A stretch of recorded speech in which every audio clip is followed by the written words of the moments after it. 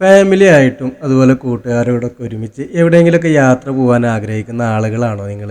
എങ്കിലും നിങ്ങൾക്ക് ഞാൻ അടിപൊളി ഒരു പ്ലേസ് പരിചയപ്പെടുത്തി തരാം. സ്രായിക്കടവ് എന്നാണ് ഈ ഒരു പ്രദേശത്തിൻ്റെ പേര്.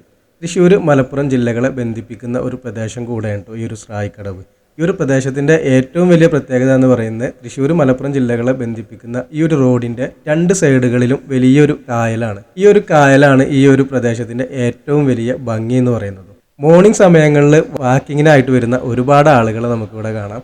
അതുപോലെ കായൽ മീൻ പിടിക്കുന്ന നല്ല അടിപൊളി കാഴ്ചകൾ നമുക്കിവിടെ കാണാനായിട്ട് കഴിയും. ഇനി ഈ ഒരു സ്ഥലത്തിൻ്റെ ഏറ്റവും വലിയ പ്രത്യേകത എന്ന് പറയുന്നത് സൂര്യ ഉദയവും നല്ലൊരു വ്യൂവിൽ നിന്നിട്ട് കാണാൻ കഴിയുന്നതാണ്. അതുപോലെ തന്നെ സൺസെറ്റ് പോയിന്റ് എന്നാണ് ഈ ഒരു പ്രദേശത്തിന് അറിയപ്പെടുന്നത് തന്നെ.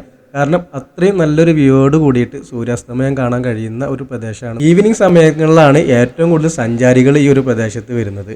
ഈ റോഡിൻ്റെ ഇരു സൈഡുകളിലായിട്ട് നല്ല ചായകളും നല്ല പലഹാരങ്ങളും അതുപോലെ ഐസ്ക്രീമുകളൊക്കെ കിട്ടുന്ന ഒരുപാട് ഷോപ്പുകൾ ഇവിടെ ഉണ്ട്. ചായകളും പലഹാരങ്ങളും ഐസ്ക്രീമുകളൊക്കെ വാങ്ങിച്ച് ഈ ഒരു കായലോരത്തിരുന്ന് നമ്മുടെ ഫാമിലിയുടെ കൂടെയൊക്കെ കഴിക്കുന്ന ആ ഒരു വൈബ് എന്ന് പറയുന്ന ഒരു രക്ഷയില്ലാത്ത ഒരു അടിപൊളി ഫീൽ തന്നെ ഉണ്ട്. ഇവിടെ വരുന്ന സഞ്ചാരികൾക്കായിട്ട് ഈ ഒരു കായലിൽ പെഡൽ ബോട്ടും കൂടെ ഉണ്ട് കേട്ടോ. ഫുള്ള് സേഫ്റ്റിയോട് കൂടിയിട്ടാണ് ഈ ഒരു കായലിൽ പെഡൽ ബോട്ടുകൾ ഇറക്കിയിട്ടുള്ളത്. അപ്പോൾ ഇവിടെ വരുന്ന ആളുകൾക്ക് ഇനി എൻജോയ് ചെയ്യണമെന്നുണ്ടെങ്കിൽ പെഡൽ ബോട്ടുകൾ നമുക്ക് ഉപയോഗിക്കാം. ഏകദേശം ഒരു 4 സീറ്റുകളുള്ള പെഡൽ ബോട്ടുകളാണ് കേട്ടോ ഈ ഒരു കായലിൽ ഇറക്കിയിട്ടുള്ളത്.